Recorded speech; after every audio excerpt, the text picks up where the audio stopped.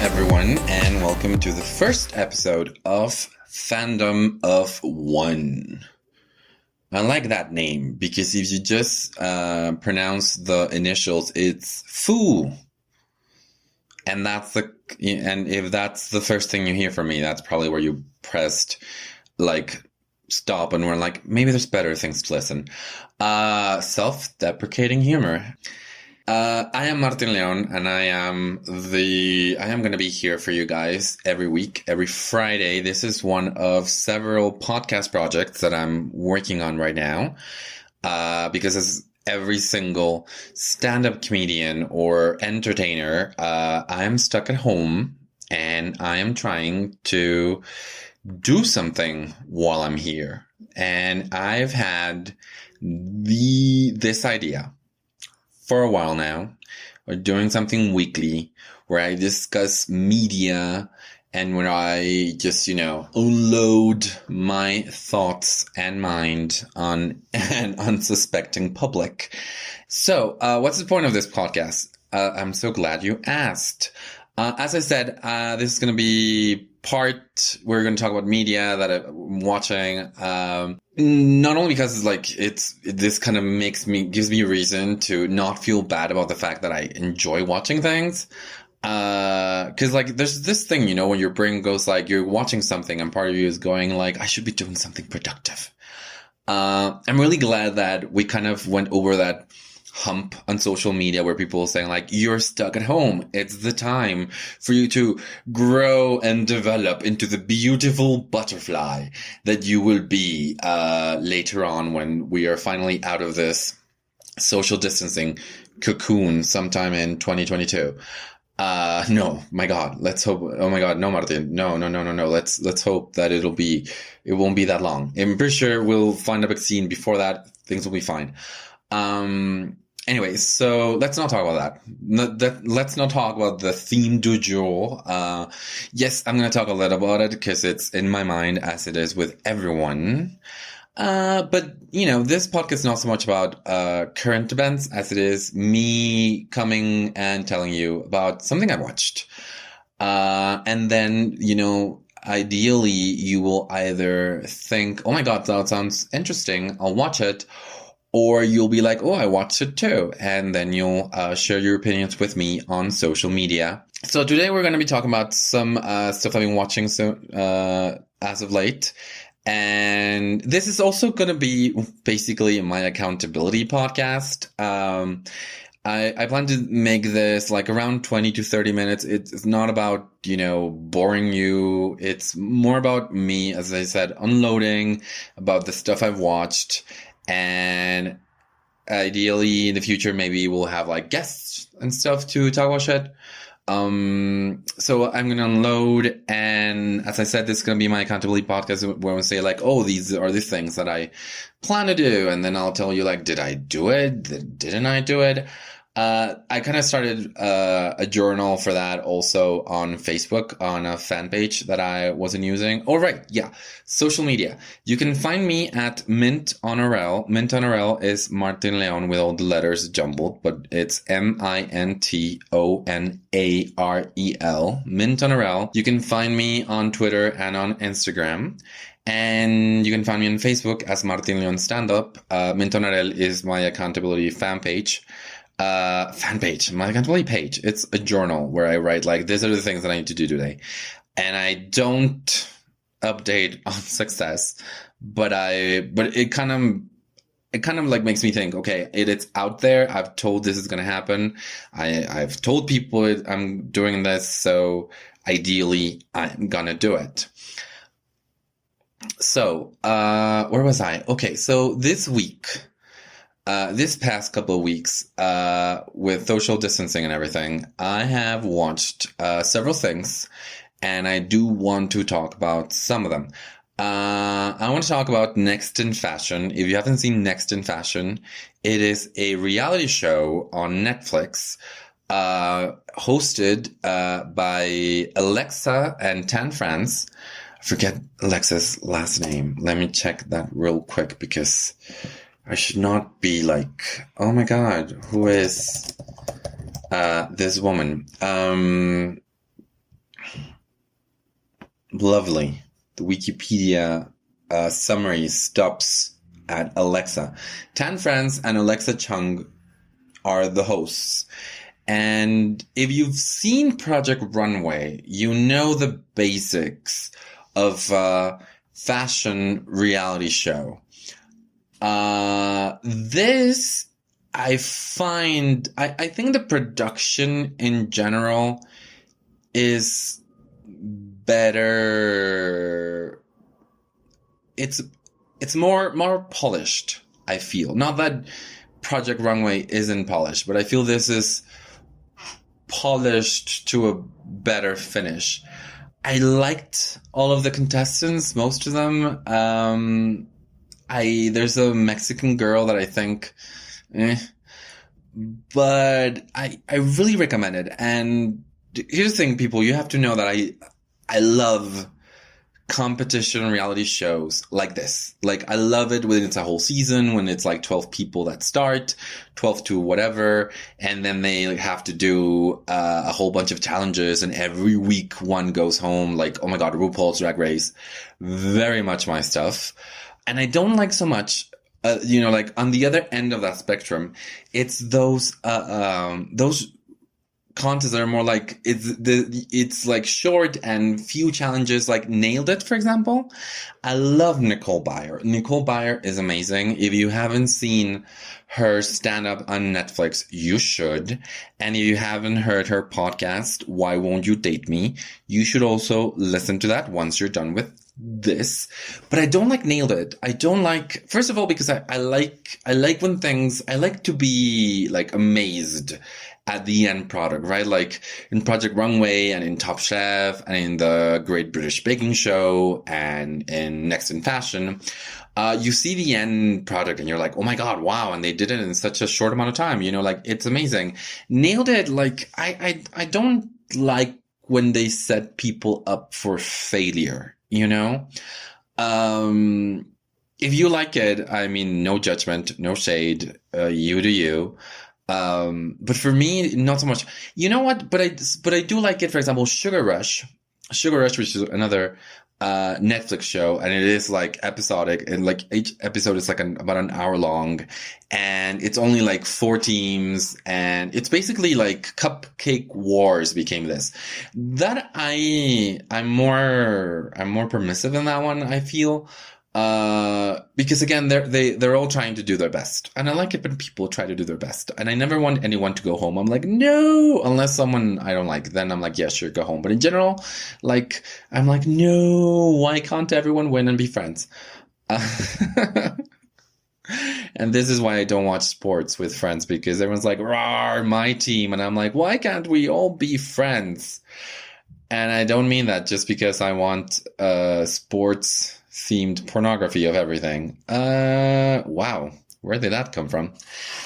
On that note, Next in Fashion, the other Netflix reality show, competition reality show that I really recommend, especially if you like desserts and baking like I do, it is Zumbo's Just Desserts. Oh my God. Oh my God. Oh my God. Great, great, great. I love it. The new season came out this year. It's amazing. You should watch it. They make amazing stuff. Stuff that I am completely in awe of. I do like baking. I do like cooking. This year I got myself into several projects. I want to make one baking project a month. I am 1 month behind right now. In fact, 2, considering it's April now. But I will make cookies at some point just to like do more. I don't have an oven right now. I do have a little toaster oven, but it's weird for baking. Anywho.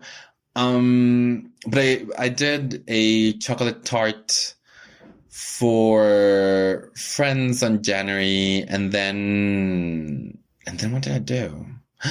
Oh my God, that's the only thing I've done this year. Oh my God. And I wrote this. Oh my God. So I'm so behind. Anywho, what are your projects for, like, I know things have changed a lot, but I do think that we need to also be thinking, we can't just be like, oh my God, everything is on pause. And for a lot of people, it's not. Like, I feel bad sometimes that I can take time to just be like, oh my God, what am I going to do with my life? When for some people, it's just, oh my God, run, run, run, run, run. that is what they're doing with their lives. It reminds me of, like, I know that my dad at one point had to rush to get a new job because we moved, and as we moved, he got laid off. And so he just basically ran out and went for the first job that he could find, and he did everything just so that we wouldn't have to worry about anything. And now, like, oh my God, let's not talk about my insecurities regarding the hero that I feel my dad is right now. Oh my God, let's not talk about my parents right now. And although I'm sure maybe they'll be listening, or like family will be listening, and it'll be awkward later. But anyway, hi mom. So that was Next in Fashion. I truly recommend it if you like competition reality shows. Again, very much my thing. The other thing I've been watching a lot, which has been my comfort watch. And again, I would like to know, what is your comfort watch? My comfort watch has been Miyazaki movies. Hayao Miyazaki, for those that don't know, I think his most popular movie was Spirited Away, because that was nominated for an Oscar. But you know, for those of us animation nerds, there's so many, but I had several holes in that animation nerd curriculum that I had to fill, and thankfully they have them on Netflix now, and I was able to fill them. So I finally watched The Cat Returns, and I watched Arrietty, I think that's pronounced, and I watched Kiki's Delivery Service. And I love Miyazaki. Miyazaki is a fantastic thing to be watching for when you need to relax, for when you need to just be like, okay, I need to watch this and feel good. Because conflict in Miyazaki movies, it isn't usually this like huge thing. Of course, you have like Nausicaa and Castle in the Sky, which are more traditional, kind of hero's journeys on like save the world things. But like Spirited Away, and even like stuff like I Feel House Moving Castle, like even if it's like part of a big thing, the conflict tends to be like, the main conflict tends to be smaller, tends to be like something personal, and it's just soothing. The animation style is soothing, the music is soothing, the voices are soothing. I tend to watch the original Japanese with subtitles because I am kind of stuck up like that.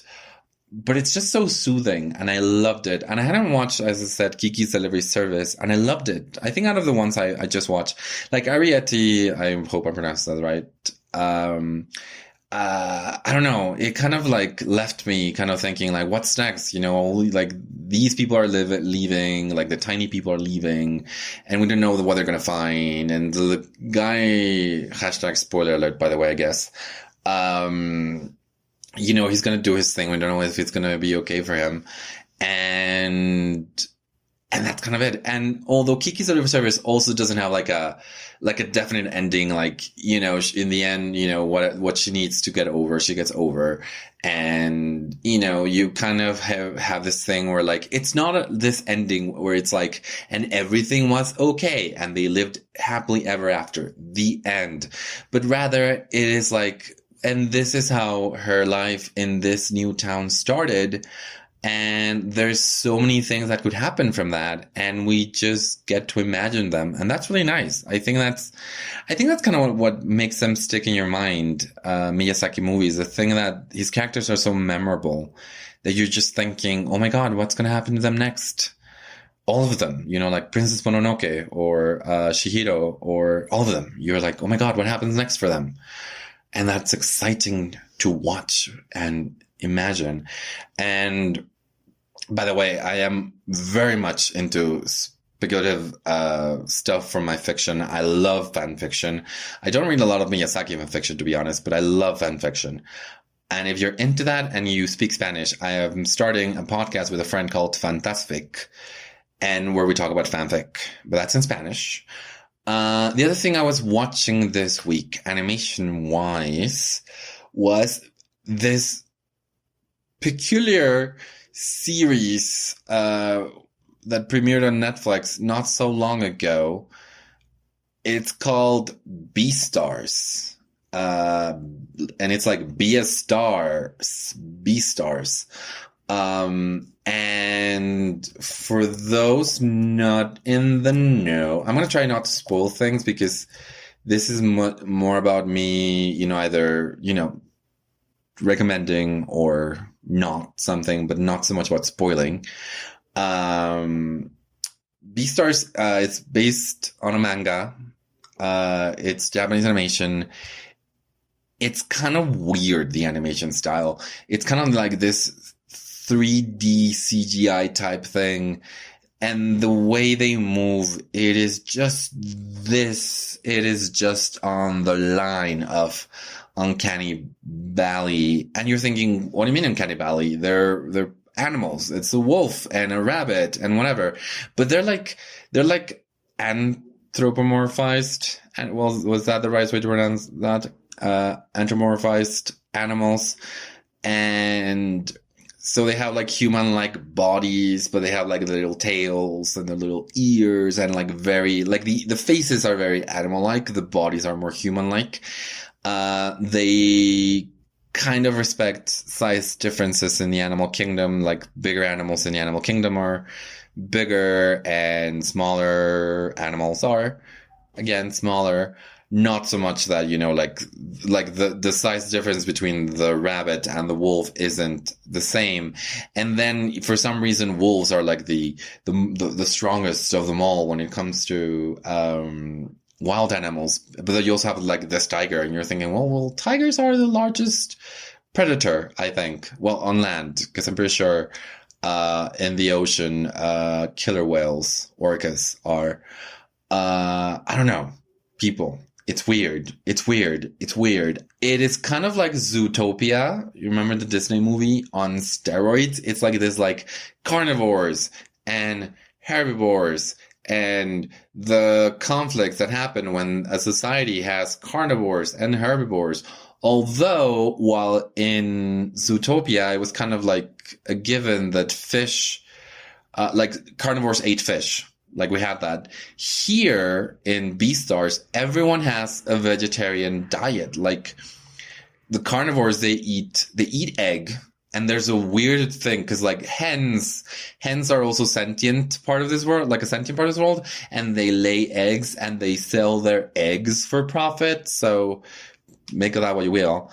So like they eat egg, and tofu, and they, like plant-based protein. I suppose maybe they eat roe and caviar. I don't know. Is that anyway? So this society works like that. And so carnivores are very much like super repressed. And like, of course, an angry carnivore is like, oh no, my God, run. And that is always like for me, that's a very tough, metaphor to have when it comes like, because then of course you want to like have like a parallel with humans. And not that the author of this thing is trying to, this is me extrapolating. But it's kind of like they say like, oh, like with humans, there are those that are prey and those that are predator. And I've always had like an issue with that idea because like, no, we're all human. Like we're all people and we should all work together. You are seeing a pattern here, right? I am like, no, we should all be friends. But also I'm super antisocial, so I don't know where that whole we should all be friends thing comes from. Because there's a lot of people I don't want to be friends with. But anyway, it's interesting also in Beastars as far as the story goes. Because it's basically about this wolf that begins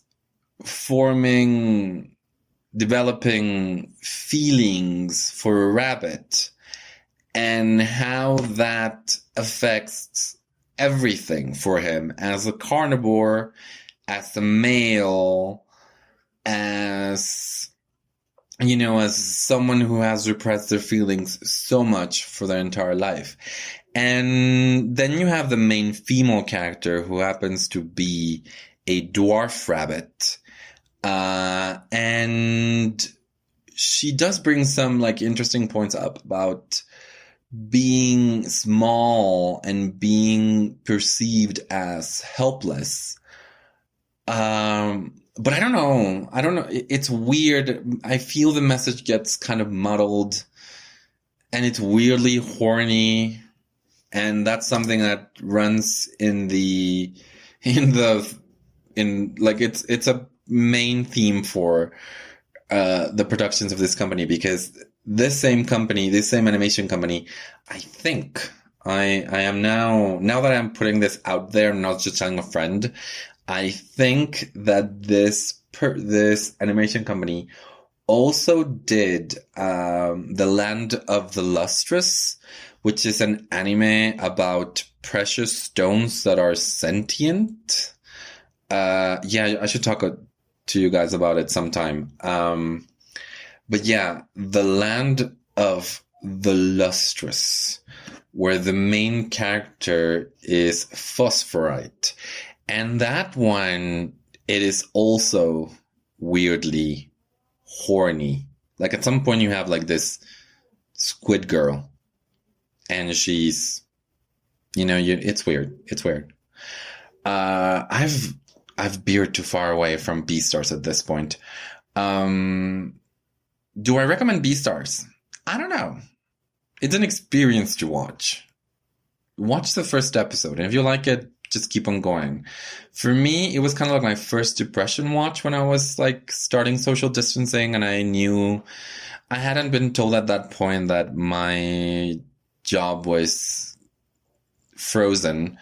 But I kind of knew because I'm not stupid and whatever. So I basically binge watched it on 2 days, and I don't know if it's good or bad, but at least it makes you think. Quote, we live in a society. Unquote. So yeah, Beastars, Netflix. Yay. The last thing I want to talk about today is Tiger King. Any of you I don't know if like people say that if we weren't all stuck at home, not all of us, but a lot of us stuck at home and with Netflix, we wouldn't, maybe this documentary series wouldn't be as popular as it is. I do think that it hits a lot of things that people like. It talks about big cats and people like animals. It's a true crime documentary, and we love true crime. It has interesting characters, and it has a mystery, and we love a mystery. So for those that don't know, Tiger King is a documentary series on Netflix about Joe Exotic. It's mainly about Joe Exotic. Joe Exotic is this guy who breeds large cats, and who has a zoo, and who's kind of a train wreck. I have to say, the editing for this documentary, amazing, because like you see him in prison, but it's like a long time in the documentary. I'm not spoiling anything, by the way. You start by seeing that he's in prison, but it's a long time in the documentary until you realize why he's in prison, and so it keeps your attention going. Like, oh my god, what's happening? And I do find that good, the editing. I don't like any of the people in that documentary. Like, you have Joe Exotic, who owns his zoo. You have Doc Annell, who also owns a type of zoo and a cult type thing. And then you have Carol Baskins, who owns a big cat rescue. And they're all interesting. Let's go with interesting. I will say this about Tiger King. And this is a hashtag spoiler alert. In case you haven't watched it, skip a couple of minutes. I don't like all of the hatred that Carol Baskins is getting in general in social media. And it makes me especially uncomfortable because, like, when I first read about Tiger King, it's like, oh my god, it's about this gay guy who has 2 husbands and owns a zoo and whatever. And then when I finally watched the series, I'm like, these aren't healthy relationships for anyone involved. And And I find it weird that people are like, oh my God, like Joe King has two husbands. Like, no, he doesn't anymore. He has the one husband who's way younger than him. And it was not either of the two husbands that he began with. And B, the relationship he had with those two first husbands, it was quite sad in a way. I mean, I'm not trying to pity him, and I'm not saying like, oh, poor guy. Like, I'm sure he had his fun, but I don't know. I was just like, I'd rather not have to use tigers and drugs to have a straight man marry me. That's where I'm going. But the vitriol, and maybe, yeah, it's just that, I don't know, that's the kind of thing I've seen more. But I have seen some positive messages about Carl. What, if not positive, just trying to put it into a context. Like, the thing that is revealed in episode 3, I think, is that she's suspected of having killed her first husband. The first husband disappeared, and you should watch the series to get more of the details. So if she did kill him, like, I hope that gets found out and she faces justice. But right now it's just people going like, just saying like, oh yeah, she did. And I don't like that. And I don't like that then she's like constantly being called a bitch and constantly being like psychoanalyzed by these people, this armchair, not even armchair, just people going like, oh my God, you see her laugh? That's why people laugh when they lie. Like, I don't like that. I don't like that at all. I know she's answered the claims on Tiger King. I haven't seen those videos. I don't even want to. Like, the series is over, and I just want to be over with those people. My God, it is kind of this thing you see with these people. It's like they're sucking all of the cool things out of these big cats, like tigers and ligers and lions and leopards and then other animals like elephants and monkeys and everything. And they're just sucking all of the amazingness out of these animals and then using that to make people sleep with them. I don't know. It's ugh. And I say ugh right now. I'm not sure if I would be able. That's the kind of thing, right? It's like you get told, do you want to pet a baby tiger? And you go, yes, I want to pet a baby tiger. Have you seen them? Oh my God. I just wonder. It makes me wonder what has to happen. What is even the right thing to happen? I don't know. I'm losing my mind here. Anywho, it's almost been half an hour, and that's kind of my goal for for this podcast, Fandom of One. The idea is, like every Friday, the thing I'm gonna do. I'm gonna do several things. Fridays, I'm releasing Fandom of One and a Spanish podcast called Te con Martin. They're short podcasts. The other one's 15 minutes. This one's gonna be around half an hour. Unless you want more, then I'll make more. And I'm also writing for my blog. That's probably going to be in Spanish too. And releasing another podcast with a friend, which is going to be in Spanish. I do have a couple of English projects down the line. And I do have some English stand-up on my YouTube channel, Martin Leon Stand-Up, which you can watch and like and comment if you, do subscribe to this podcast, please. And any ideas you have to improve on it, please do let me know on my social media, Twitter, Instagram, Mentonarel, Facebook, Martin Leon Stand-Up. And the other thing, as I told you, is this is my project that I'm trying to make some money, like a little bit of money on. I know it's tough for everyone right now. So like, if you can just share this with your people, with your friends, with people you might think would like it, that's more than enough help, believe me. But if you have some dollars or anything to spare, I am on PayPal as paypal.me/Mintonarel. I'm on Coffee too as Mintonarel, and I'm on Patreon right now. Just very basic, like thank you so much for helping me. But I do want to do something for like higher tiers. I hope that, after all this is over, I can, move over some of this to my stand. This is also going to be my stand-up comedy thing. So yeah, that's it. I think I am going to stop now because I need to edit this. I need to find an intro music to this on my other Spanish podcast because they're going live tomorrow. Although you're listening to it today because time has no meaning. Thanks to a lot of things, but also because of the virus going around. So yeah, and if there's anything you wish to recommend me to watch, do it on my social media. I always have the toughest time ending these things. So I'm just going to say goodbye. I hope you have a lovely week, and we will be here together again next Friday. Bye.